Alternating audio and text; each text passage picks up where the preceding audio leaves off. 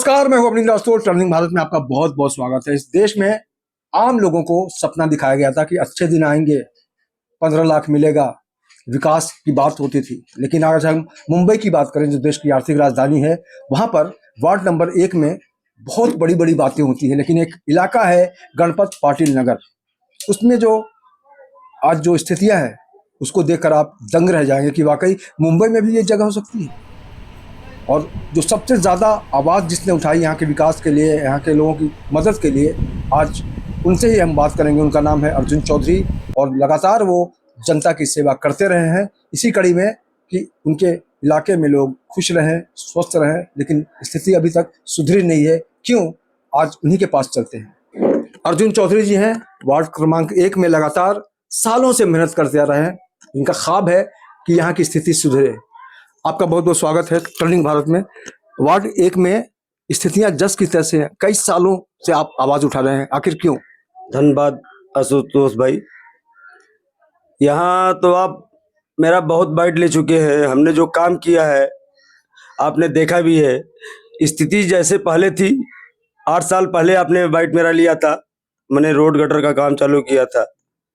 लेकिन आज भी आपको 8 साल बाद आने के बाद आज कंडीशन वही भी दिख रहा है।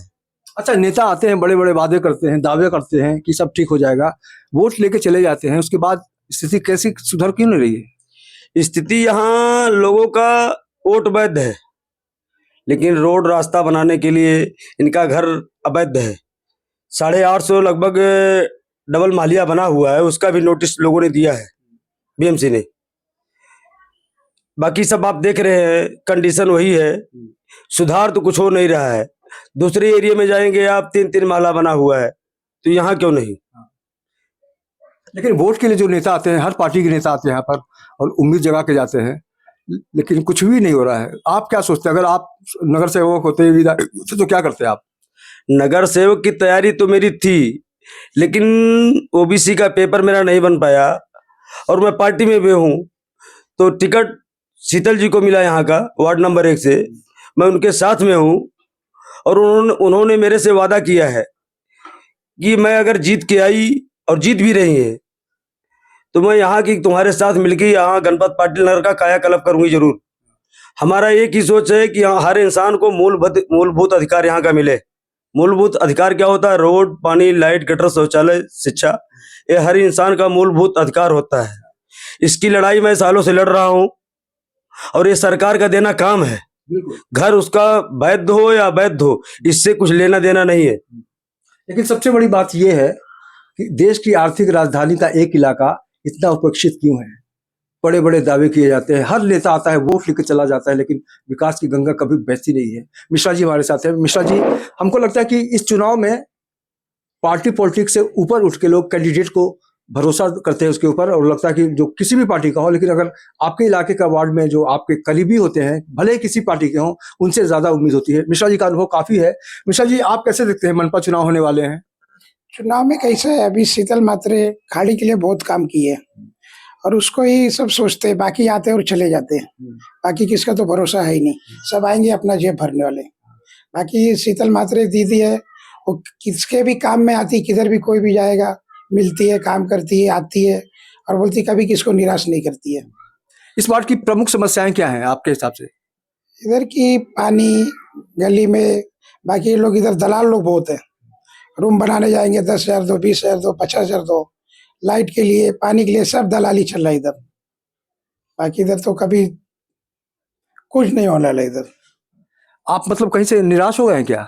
पूरा निराश ही है, खाड़ी में पूरा निराश ही निराश है, क्या है, कुछ नहीं। इसी देश में राष्ट्र कवि ने कहा था कि नर हो न निराश करो मन को।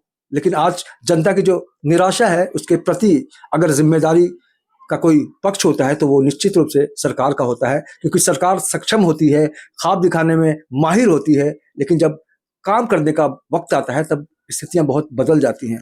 आपकी क्या योजनाएं हैं आने वाले दिनों में? लगातार आप संघर्ष कर रहे हैं, लेकिन लोगों का कैसा सपोर्ट है यहाँ आपको? हमारा तो जनता का सपोर्ट हमारे साथ ही है और हमारे बात पे लोगों को भरोसा भी है कि शीतल जी के साथ में है। अगर शीतल जी जीत के आती है तो शीतल जी मेरे साथ मिलके काम करेंगी और मिलके काम करेंगी तो यहाँ की जो समस्या है उनको भी मालूम है, क्योंकि 10 साल वो यहाँ की नगर सेविका रह चुकी है। तब मैं इनके साथ में जुड़ा नहीं था, आज मैं इनके साथ हूँ, पार्टी में हूँ। मेरा यही कोशिश है कि जो मेरा अधूरा काम है वो शीतल जी जीत के आएंगी, वो पूरा करेंगी। हिंदी को लेकर इस देश में बहुत राजनीति होती रही है, खासकर महाराष्ट्र की बात करें हम तो अभी हाल ही में हिंदी थोपने के ऊपर एक बड़ा बयान आया है राज ठाकरे का, जो मनसे के प्रमुख हैं। उन्होंने कहा है कि हिंदी थोपोगे तो लात मारूंगा। इस तरह की भाषा, हम भी वोटर हैं, आप भी वोटर हैं, क्या आपको लगता है कि ठाकरे बंधु जब साथ आए हैं तो तस्वीर बदलेगी इस बार? तस्वीर उल्टा उनका नुकसान ही होगा, क्योंकि यहाँ तो हर जात हर धर्म सब लोग रहते हैं। तो केवल उत्तर भारतीय पर प्रांतीय के नाम पे वोट की राजनीति नहीं हो सकती है।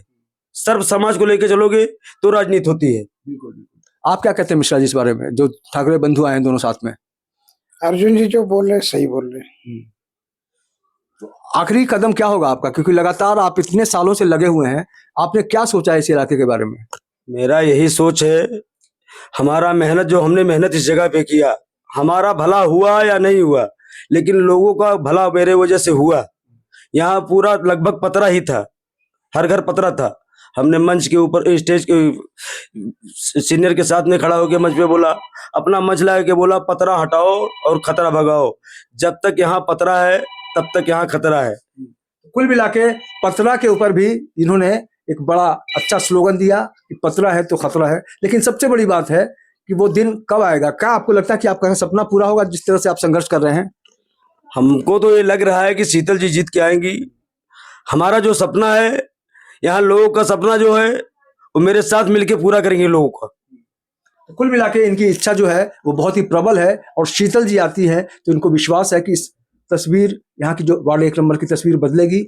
और मिश्रा जी भी आश्वस्त हैं कि, तो कुल मिला के कहा जा सकता है कि इनका जो भरोसा है, ऐसे में उम्मीद कर रहे हैं यहाँ के लोग कि शीतल जी अगर आएंगी तो वार्ड 1 का विकास बदलेगा, और गणपत पाटिल नगर का जो एक अलग सा माहौल है उसमें भी काफी सारी तेजी देखने को मिलेगी। निश्चित रूप से गणपत पाटिल नगर के लोगों को इंतजार है अच्छे दिन का, जो अब तक आए नहीं है। देखना होगा कि अच्छे दिन इनके लिए कब आते हैं। अवनींद्र आशुतोष, टर्निंग भारत, मुंबई।